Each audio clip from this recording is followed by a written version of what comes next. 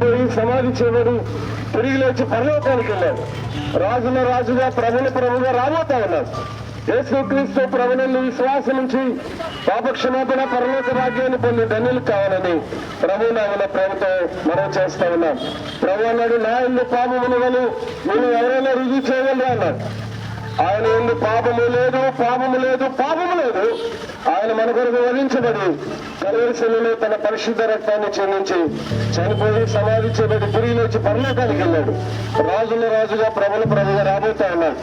యేసుక్రీస్తు ప్రభువుని విశ్వాసం నుంచి పాపక్షమాపణ పరలోక భాగ్యాన్ని పొందాలని ప్రభు నామన ప్రేమతో మనం చేస్తా ఉన్నాం.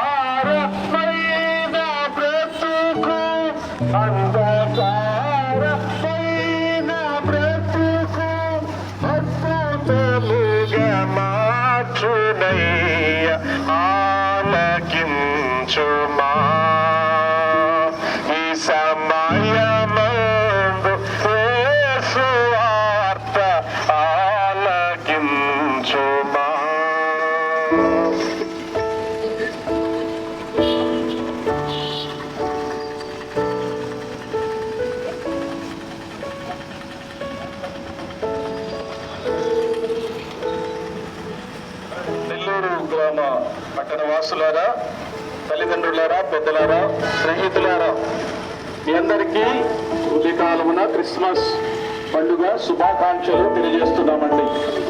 క్రిస్మస్ అంటే క్రీస్తుని ఆరాధించడం. క్రీస్తు ప్రభు ఈ లోకంలో జన్మించిన సందర్భాన్ని పురస్కరించుకొని చేసుకునే ఒక గొప్ప పండుగగా ప్రపంచమంతా కొనియాడుచుండగా ఈ శుభదినాలలో మీ అందరికీ ఆయన జన్మ యొక్క రహస్యాన్ని, ఆ జన్మ యొక్క కారణాన్ని తెలియజేయడానికి మీ ముందుకు చేరవచ్చి ఉండగా దయతో ఈ మాటలు ఆలకించాలని, అంగీకరించాలని ప్రేమతో తెలియజేస్తున్నాం. దైవ గ్రంథమైన బైబిల్లో ఇలా వ్రాయబడినది, ఎలాగనగా మనకు శిశువు పుట్టెను, మనకు కుమారుడు అనుగ్రహింపబడిను, ఆయన భుజం మీద రాజ్యభారం ఉండెను, ఆలోచనకర్త, ఆశ్చర్యకరుడు, బలవంతుడైన దేవుడు, నిత్యుడకు తండ్రి, సమాధానకర్త అధిపతి అని అతనికి పేరు పెట్టబడినని దైవ గ్రంథమైన బైబిల్లో క్రీస్తు పూర్వం 500 సంవత్సరాల పూర్వమే యెషయా అనే ప్రవక్త ప్రవచించాడండి. అనగా ఆశ్చర్యకరుడుగా, ఆలోచనకర్తగా, బలవంతుడైన దేవుడుగా, నిత్యుడకు తండ్రిగా, సమాధానకర్తగా, అధిపతిగా ఈ భూలోకానికి ఒక దేవాతి దేవుడు, సర్వ సృష్టికర్త అయిన దేవుడు, సర్వోన్నతుడైన దేవుడు, ఆది అంతము లేనివాడు, ఆమేననువాడైన దేవుడు ఈ భూలోకంలోకి ఒక సామాన్యమైనటువంటి శిశువుగా, ఒక కుమారుడిగా అనుగ్రహించబడాలని దైవ గ్రంథం సెలవిస్తున్నది. దానికి ఒక బలమైన కారణం ఉన్నదని కూడా ఆ బైబిల్ గ్రంథంలో రాయబడి ఉన్నది. ఏ భేదమును లేదు. అందరూ పాపము చేసి దేవుడిని గ్రహించు మహిమను పొందలేకపోతున్నారని దేవుడి గ్రంథం సెలవిస్తున్నది. మరలా ఆ మహిమను తిరిగి మానవుడు పొందుకోవాలి, తిరిగి మానవుడు దేవుని యొద్దకు రావాలి అంటే ఒకే ఒక మార్గము ఆ క్రిస్మస్ వెలుగు, శాంతి, సమాధానము అందరికీ దేవుడు అనుగ్రహించిన దాంట్లో ఆమేన్.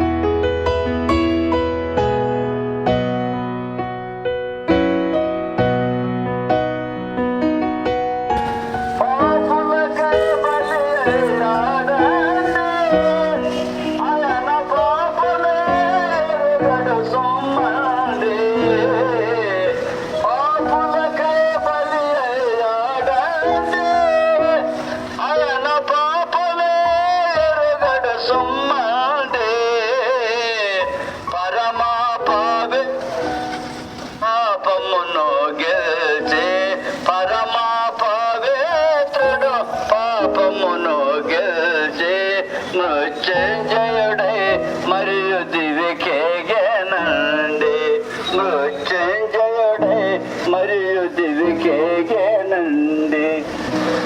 సర్వజనులారా ఆలకించండి, సర్వలోక రక్షకుడు శ్రీయేసేనండి.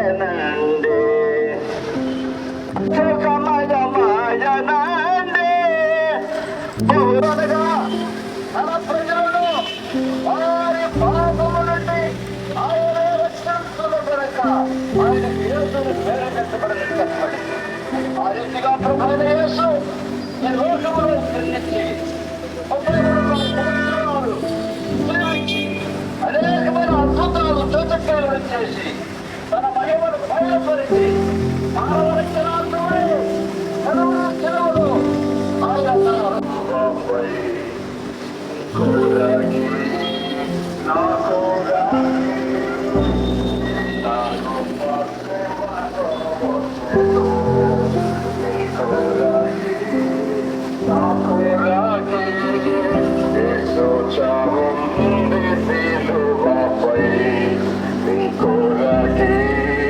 నా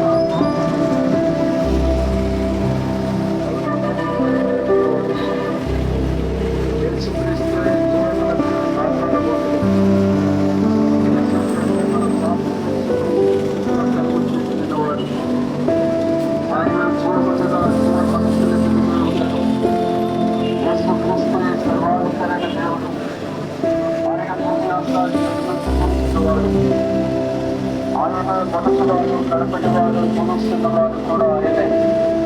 ఎవరైతే యేసుక్రీస్తునందు విశ్వాసమిస్తారో అటు వారికి రక్షణ భాగ్యం కలుగుతుంది, పాపక్షమాపణ కలుగుతుంది, పాపం నుంచి విడుదల విమోచన కలుగుతుంది.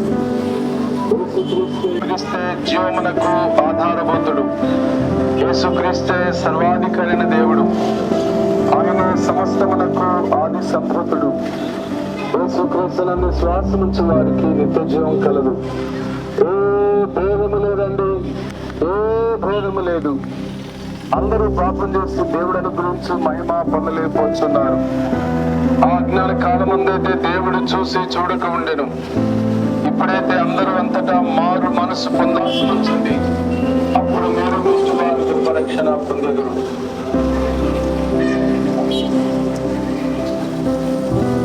నందు ప్రియమైన నెల్లూరు పట్టణ ప్రజలారా, స్నేహితులారా, ప్రజలారా, ప్రభువైన యేసుక్రీస్తు నామములో మీ అందరికీ ఉదయకాలతో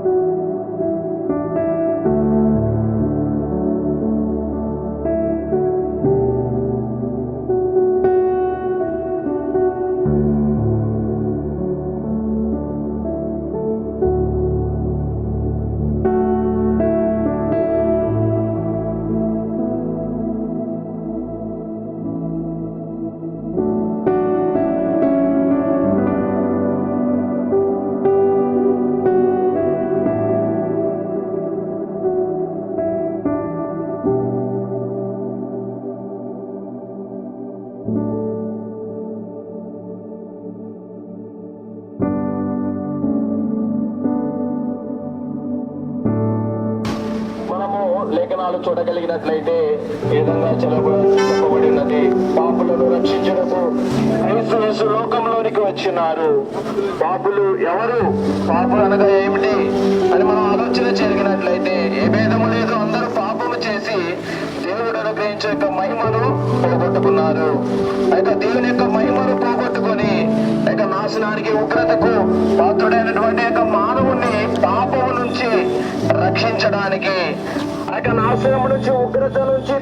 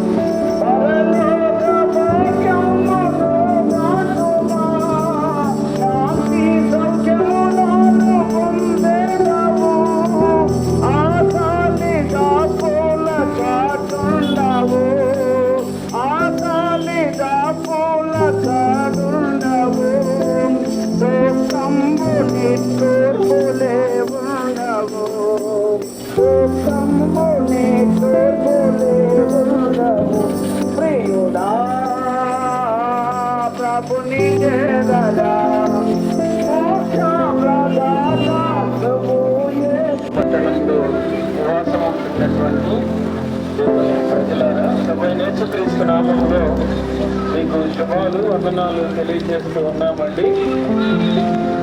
కాలము సంపూర్ణమైనది, దేవుని రాజ్యము సమీపిస్తూ ఉన్నది. అని ప్రభువైన యేసుక్రీస్తు వారు తెలియజేస్తూ ఉన్నారు. సువార్త అనగా మంచి వార్త.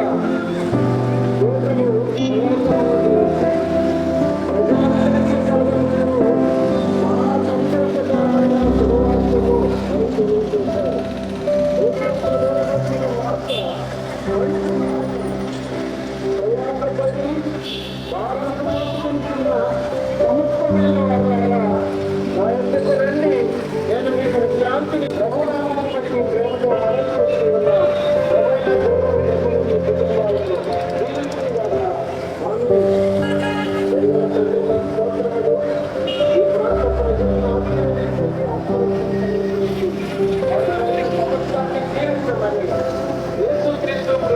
శ్రేష్టమైన నామమున కృతజ్ఞతాస్తుతులు చెల్లించి ప్రార్థించి వేడుకుంటున్నాము తండ్రి.